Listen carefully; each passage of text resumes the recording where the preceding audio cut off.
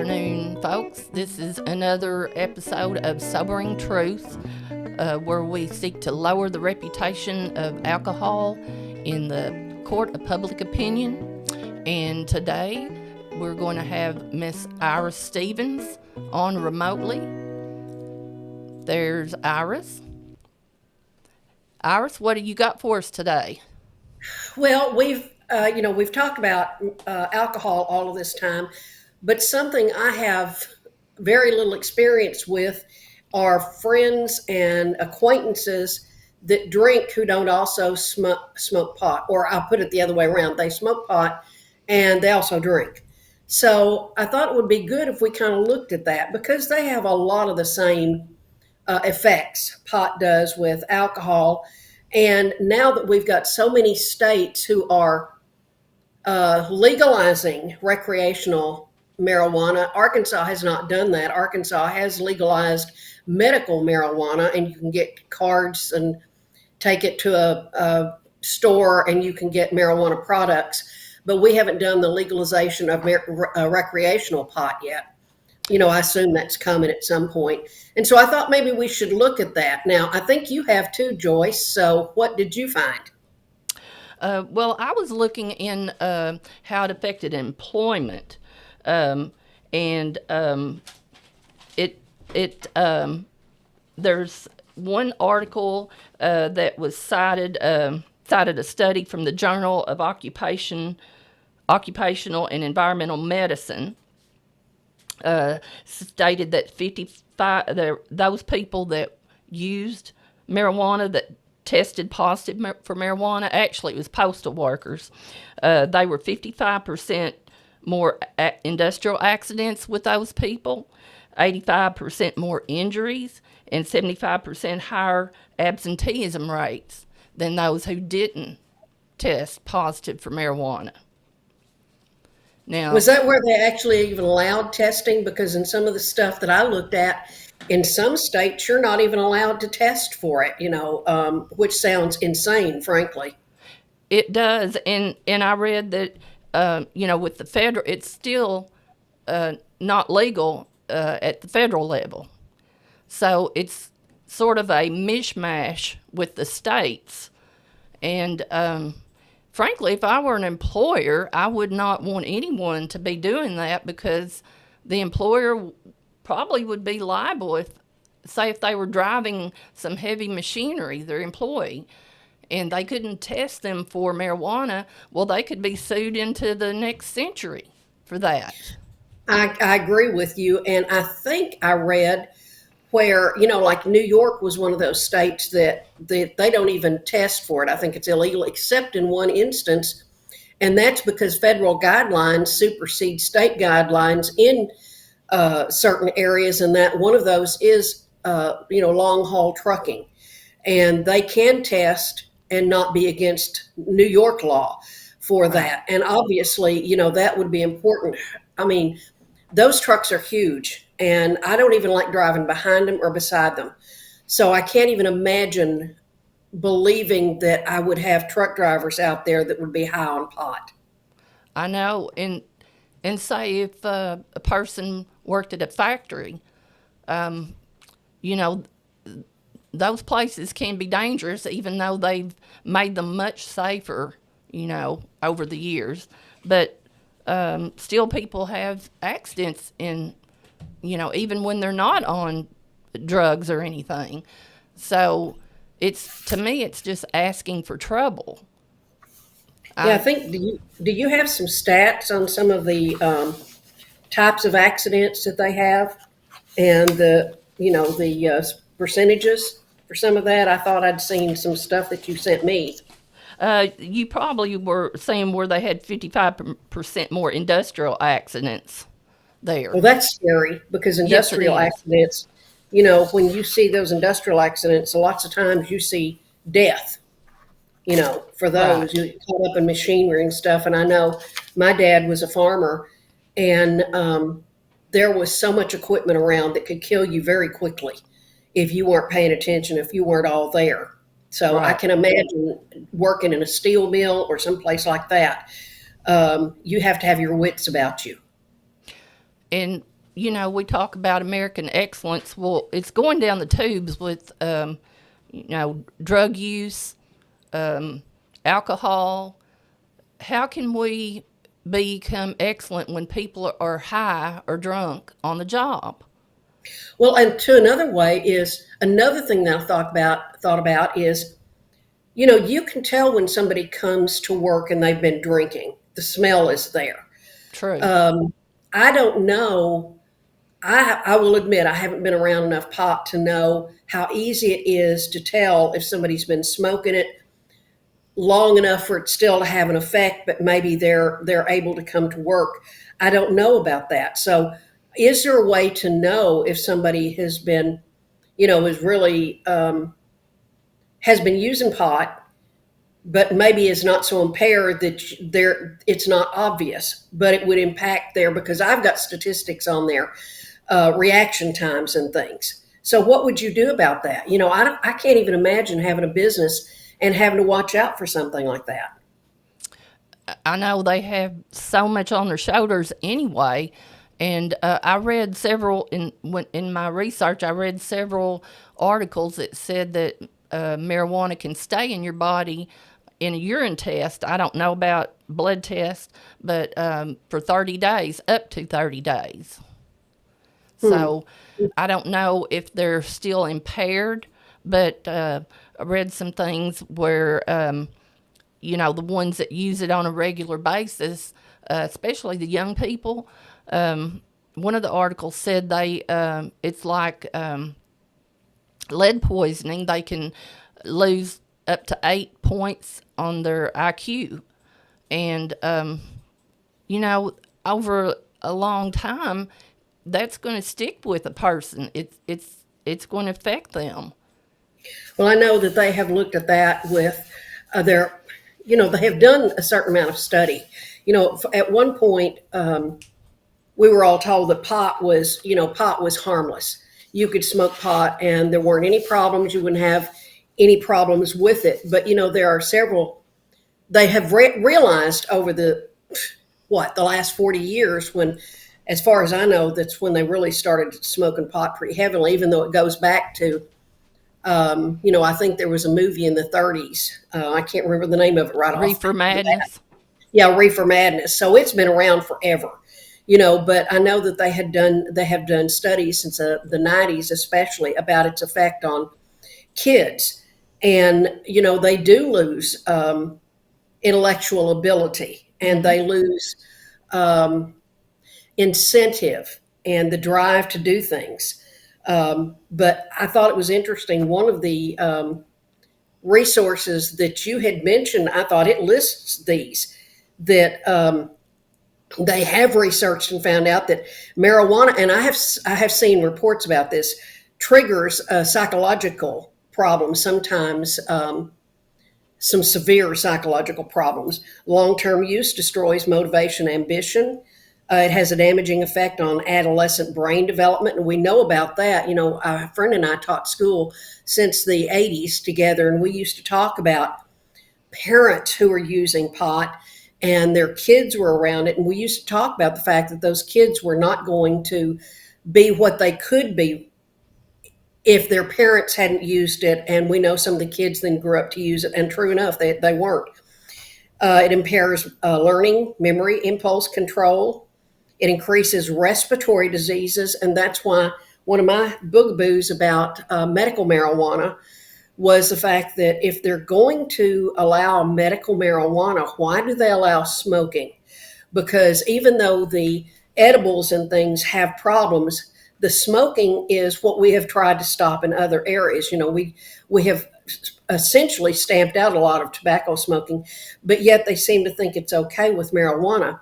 You try putting things into your lungs like that, and I have looked at studies, and since I don't use it, I can't tell you this from personal experience, but it runs hot. It burns hotter than tobacco smoke. That's what I've read. I don't know. Yeah. Anything you put in your lungs like that, I can tell you is going to cause a problem. And sure enough, we are seeing more bronchial problems with people who do smoke pot, which is not a surprise. It increases the risk of heart attacks and strokes. And I bet you there are a lot of people who don't know that one. that it does have almost a tobacco smoking similarity in the way that it treats your blood vessels. It impairs the immune system functions. It can cause hyperemesis syndrome, and I don't know how many people know that, but they've had people show up at the hospital who could not quit vomiting, I and that read was, that. yeah, from overuse of marijuana, and it's very, very unpleasant. It damages both male and female fertility, and we're already at a level below replacement level in this country for children. That's even worse to hear. And then it Right. heightens mood disorders, anxiety, and suicide. So with all of that, we're talking about problems that are comparative to alcohol, which is amazing to me that that we are legalizing and encouraging something that has a lot of the same problems that alcohol does. It does. And uh, I read in this article too, I think it's the one from the Hudson Institute, Weed is Dangerous, Legalizing It Was a Mistake. That this, and we've all heard it on news reports, that if you haven't lived in a cave, that this marijuana now is not like it was back in a long time ago, which I've never used it or been around it. But, and plus, I read in here too that the legal marijuana, they get a lot of their product from the illegals, and then they have a lot of pesticides and different things in it. I mean, people that think they're just smoking an herb and they're being really healthy, they're not. They're really asking for health problems when they do that. Well, that's if they were getting just the marijuana itself. Nowadays, if you're buying it on the street corner, there's no telling what is in it besides marijuana. There can be any number of drugs in it. So, I'm skittish enough about taking medicine I get from the pharmacy. Me too. I can't imagine going up to Huntington and buying something off the street and putting that in my body. I cannot imagine it. Yeah. But there are a lot of people who do. But like you said, it has tripled the amount of actual THC in our marijuana now has tripled from what it was, I think, just like in 1995, or doubled. I know it's more than tripled from the 1960s when I first had friends that were, smoking pot. That's a huge amount of difference there. Right. People got giddy and everything. Now it is really can blow you away and creates a lot more dependency.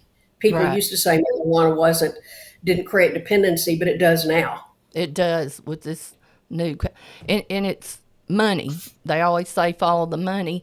And do you remember a couple of weeks ago that there was a ICE raid on a pot farm? I think it was in California. And remember Hmm. what they found? They found some underage children working on there. Um, Yeah. you know, that's another problem there. That these children who should be in school and with their parents are working on a pot farm. You Yeah, know? that it's the new form of slavery in this century. Well, what they're doing with these kids who are caught up, the missing children and things, and um, it's indescribable, Yeah. indescribably evil. And let me pull my notes up here. One thing, you know how in the Prohibition they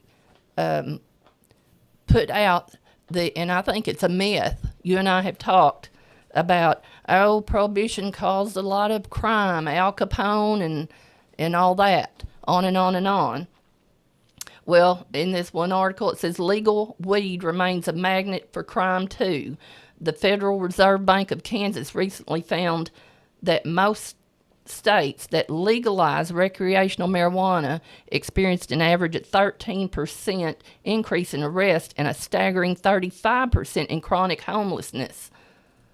I mean, you know, Well, and what's ironic about that is these states that have legalized it, that was one of the things that they said, if they legalize it, then there won't be this crime element. They will buy it from us. What they didn't anticipate was with the legalization came taxes. They tax it. Of course, that's why the governments wanted to legalize it, was for Right. more taxes, so the government would get more money. And with the more money, it caused the increase in cost for marijuana. And so people went back to the illegal marijuana because they weren't paying as much for that as they were for the legal marijuana. So that's where your crime came from. Anybody with 3 grains of common sense told them that would happen. But no, governments being so greedy, wanting that extra money the way that they have with alcohol, even though the problems created with alcohol, have said that. And now it's come true. I know the governor of Colorado, and this was within a couple of years, 2 to 3 years after they legalized it, even recreationally, made the comment that it was probably one of the worst things they ever done, and he regretted that they had passed it. Later on, I guess it was within just a few weeks, he backed that up because he got so much blowback from the people who had passed it and everything, that he backed up on that. But I'll never forget that he said Yeah. that he wished they had not, because it contributed to their homelessness, it contributed to more crime and problems like that. So that's what we get with legalizing any kind of something, that artificially is a mood enhancer, supposedly mood enhancer, like marijuana, like alcohol. I Yeah. did my research on the similarities between alcohol and pot and what happens with it. I know I did. I took some studies from the NIH, National Institute of Health, that had looked at that, and they looked at driving. The effects of pot. And this was a couple of statistic. The similarities in the driving problems were interesting because pot had the opposite problems with the way that you handle the complexities in driving. They both had problems, alcohol, but they were almost like mirror opposites. But they Mhm. both created such problems in things like driving. And it says the National Highway Transportation Safety Administration reported that in 25% of all motor vehicle crashes, fatalities, the driver had a blood alcohol concentration of 1/8 the legal limit or greater. And in 21-year-old drivers, the figure rose to 39%. In comparison, the percentage of road traffic accidents in which one driver tested positive for marijuana ranged from 6% to 32%. Wow. As many as 32% of our people out there crashing on our roads are doing it because they're high on pot. And Yeah. another statistic that I looked at was the comparison between people who drink as well as people who, I'm like you, I have to find my stuff here. The people who consume alcohol with people who smoke pot. And it's interesting that they're the same people. In Colorado, excessive alcohol use contributed $5 billion in economic costs in 2010, and it talks about the number of accidents. The most common pattern of excessive drinking is binge drinking, and that's only the consumption of 4 or more drinks on occasion for women or 5 or more for men. And that was also associated with increased likelihood of using marijuana, which I thought was really interesting. They drink to excess, and then they also smoke pot. The Yeah. correlation of that in these several studies that I read was something I had never considered and had never read before. But these, like I said, these are studies from the NIH, so it's not like that I can just toss them in the trash. Yeah. It says approximately 1/3 of adults who binge drink reported current marijuana use, which was much higher than that reported among non-binge drinkers or non-drinkers. And it was most common among young adults aged 18 to 24. Cigarette smokers were more likely than non-smokers to use marijuana also. So it was, in this study, approximately 1/2 of adults who binge drink and currently use marijuana reported daily or near daily marijuana use, which is incredible when you think Yeah. about the effects it has. I never have understood what the need is for someone to put something in their body to alter their consciousness. I don't get it. I like to know what I'm doing, where I'm at. I just like to be present. Well, have you seen, and we've heard so much on television, I can't wait to get home to have a drink to relax. Oh my You gosh, know, yes. yeah, that's all over the place. And of course, some of those people can't wait to get home to have a drink and smoke some pot or use their gummies. And by the way, in the information that I read, the edibles had the same um, problems as smoking pot did on the bodies, on the heart, especially the heart Yeah. issues. And I thought that was interesting because those have been sold as being safe for most people, or in the medical, especially with those people who are getting medical marijuana. But when I read the the studies that showed that they seem to see the same problems in the cardiovascular system with edible marijuana products as they do with alcohol and with tobacco. So all three of them are creating severe problems, physical problems with people. And I don't know how many people who take up, smoking pot even know that they're Right. slowly killing themselves.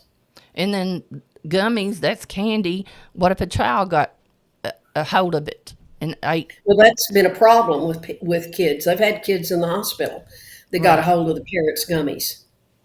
I knew a man I worked with. He passed away, but many years ago. But he said, "Well, I smoked pot with my son, and I got sick, and I had to go to the hospital." Well, that may happen. I mean, you don't know what that substance is, and with the fentanyl that they lace things with now, I don't understand the mindset of somebody that would do something so crazy as that. Well, especially, I don't know how much you follow the crime stats in the paper on KAIT and in NEA report and stuff, but it's amazing the number of holes that they find in this area of huge, huge amounts of fentanyl along with pot. Now, we find it across the country too, but I've been surprised at the amount that we found in this country. Now, I know fentanyl, I wasn't even aware of this until I had surgery, some time back. It's been 2 or 3 years. And when I asked what they were going to give me, fentanyl was one of the things they gave me as an anesthetic. Scared the wits out of me because, of course, I had read so much about fentanyl and how dangerous it was. So after that, I read up on it. And yes, it does have a significant medical use, but it's extremely dangerous. I remember when they first started talking about it, when they would come to school and talk about that it was so dangerous that police had to be very careful when they would raid a Hmm. building whether or not there Yeah. was fentanyl in there. Some of them And have so that, touched it and got sick.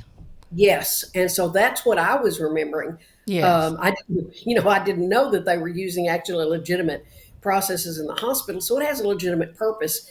And I find it sad that we have so many things like that have a legitimate, a wonderful main purpose, and we take it and we turn it evil. And I'm sorry, to me, drugs are just evil. They are evil. Like you said, pharmakia. Yes, pharmakeia, yeah. Yeah. And we take things that were meant for the good, like look at the herbs and things. Pot probably has a legitimate purpose for some things, and the herbs out there that were given to us, I think, for good purposes. Now they take and turn around for, to make people high and to keep people from experiencing reality. And that's what most of this stuff is. It keeps people from experiencing reality. Right. And in the end, it's the people shouldn't choose to do that. But did you hear the news that President Trump is considering, or he has, or is going to activate the military to push back on the drug cartels? No, but I love that idea. I I do love that. too. The president of that country, I can't remember her name, but it's a lady president. Wish I could Yes. remember her name, but she doesn't want it. But I figure that if she's probably scared because the drug cartels run the country. She's afraid for her life and her family's life. But I wish our military would go in and just bulldoze those cartels down. Well, yeah, I don't know what I wish. I mean, I wish they could get rid of it. I don't know how I wish they could. Um, I don't think any politician rises to very much prominence in Mexico without the backing of the cartels. I really don't, because as you said, they essentially run everything. Right. And when you look at the tons of money, and of course, it's not just Mexico; it's China too. China runs a lot of their stuff through Mexico. So I think we have to do what is necessary to protect our people. We do, and And that's what I like about President Trump. And yeah, he's not afraid to do that. We've been so afraid of these. We allow them to get as strong as they've gotten because I we took know. no action. Along with the illegal, invasion, the illegal immigration. We took no action against the cartels. For years and years and years, allowed them to get stronger and stronger and bring this stuff into the country. And granted, there's fault on both sides. We shouldn't be using it. Right. If there wasn't a business for it, they wouldn't bring it They here. wouldn't be here. And talking about how this relates to alcohol, I also saw, I don't think I mentioned this before, when they legalized recreational marijuana, when most states legalized recreational marijuana, that experienced an average 13% increase in arrest and a staggering 35% increase in chronic homelessness. I think I said that, but Yeah. also it said on taxes, they thought that would be a panacea, and generate a big amount of money for their budgets. But in reality, the families have paid for that. The families that don't do that, that play by the rules, that don't get drunk, don't get high, they have to pay for more police presence. They have to pay for more, for higher taxes to fund the A lot of times police. they paid for it in blood when their relatives were killed or injured or whatever by some of these people who were high on drugs. Yeah. Yeah, yeah. There's a guy we watch on YouTube, that he went around. He was a Christian guy, and he went around. I think he was called Desert Drifter, and he goes around and shows all the Southwest. He hikes and stuff, and he was killed probably a few months ago. Some drunk guy ran into his car. He was just sitting at a light, and this drunk man ran into him, knocked his car for a loop, and it landed upside down, and just it's tragic. Yeah, and see, that reminds me too, we have both alcohol and drug related crashes. Yeah, Uh, here a few weeks ago, when that pair of men who were stopped on the side of the road and were run into by this person, he was under the influence, and yeah. I saw a story later on that he was actually on drugs On drug, instead of I saw that, and they alcohol. were out changing a tire. It's horrible for Yeah, their families and so those two families are changed forever forever. by Yes, this one person who gets high on drugs and goes and whether it was pot, whether it was something else, probably because a lot of that stuff is preceded by pot. They'll yeah. start out with marijuana and then proceed to other things. And so he wiped out two families, Hmm. and like the person out in alcohol and drugs. I guess that's why they started saying, instead of um, what was the abbreviation they used for drinking, but now it's DWI. driving. Yeah, It's now now it's it's drinking. DUI. Well, Yes, it's DUI, very driving under sad. the influence, covers everything, It covers because we can't everything. guarantee, yeah, we can't guarantee that they were driving while drunk. They could have been driving while high. Yeah, And when you look at the traffic in Jonesboro, I think it scares me to death to get out there. I tell my kids and my granddaughter all the time. They think I'm nuts. Please be careful, please be, because I see the drivers out there. right. I go once a week with a friend of mine. We've been friends for 40 years, and I don't think we have been out two or three times when I haven't had somebody do something stupid. I usually am the one who drives. Same here. Yeah, And who so have you yeah just don't do know. something. Yeah, they pull in front of you. They turn in front of you without any warning. They run a red light. I've had I don't know how many people. That's why I told my granddaughter. I said, when you come up to a red light, when it turns green, you make sure everybody stopped, because I've Right. seen too many times people just blew through those red lights. And I suspect most of them are on something. They probably are. Well, we could sit here and talk all day about it, Iris, but Yeah. it's the Well, end we of got our lots more to show. talk. We'll save it for the next podcast. So Sounds good.